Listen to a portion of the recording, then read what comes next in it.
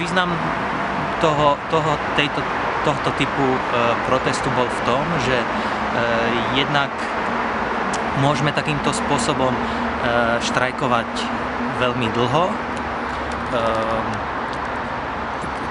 keďže každý deň by štrajkovala možno 1, 2, 3 školy, aby sa striedali.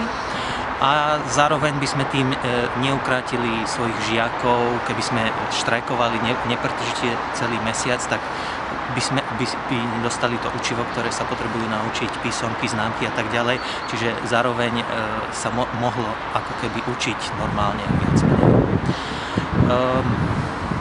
Prišli už Vianoce, prázdniny, dovolenky, no a teraz už ale končia, takže my sa plánujeme stretnúť možno cez víkend v pondelok a zase dohodnúť, že čo ďalej budeme robiť.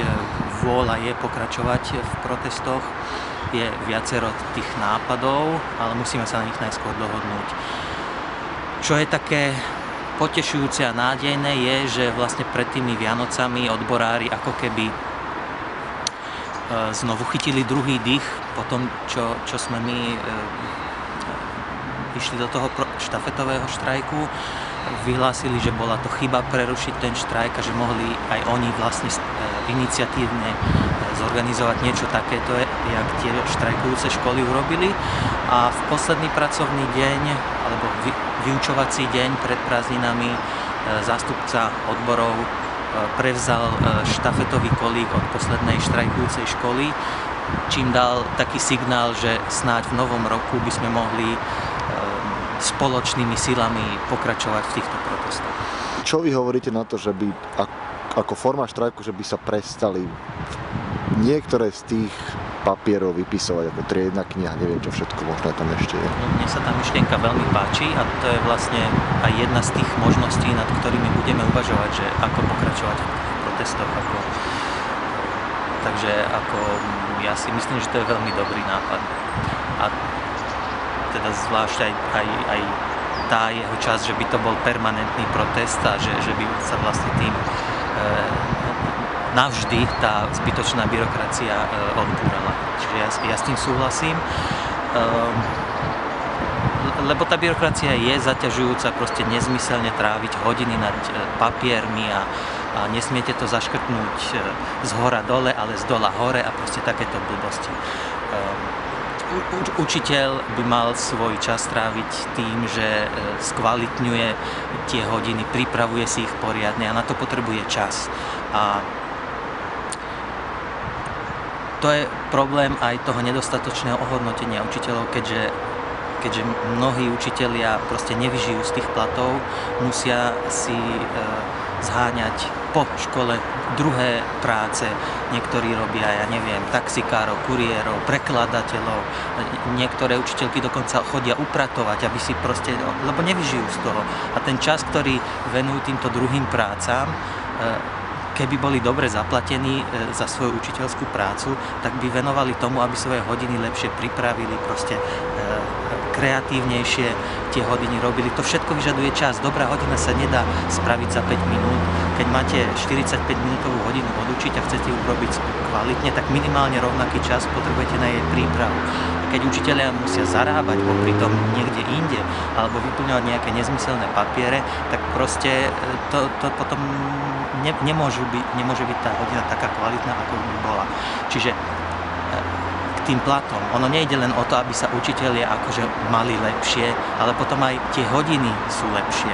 Potom tí žiaci sú vzdelaní lepšie.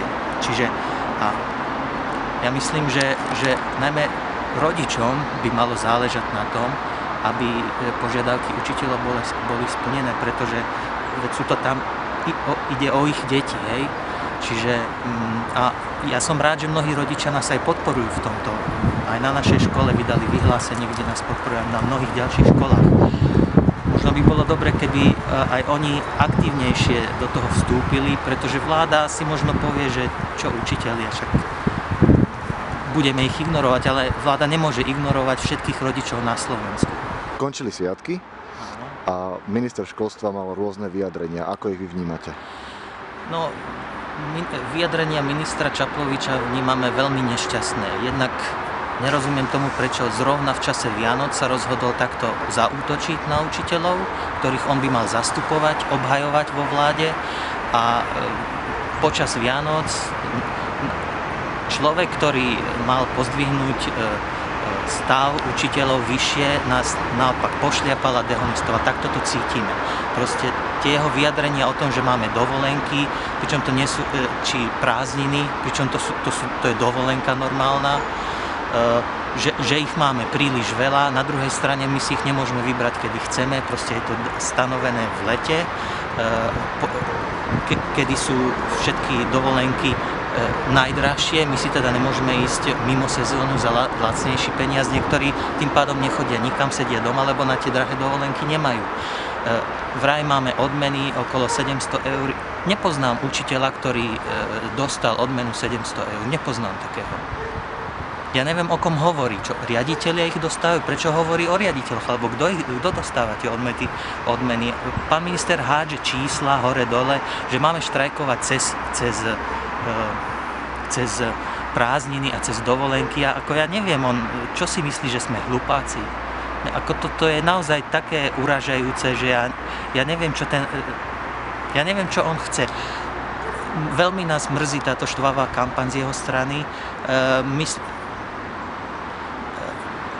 Možno si to neuvedomuje, ale len dosahuje opak, pretože týmto učiteľov iba viac provokuje, aby sme viac bojovali za naše postavenie, pretože vidíme, že on to za nás nespraví.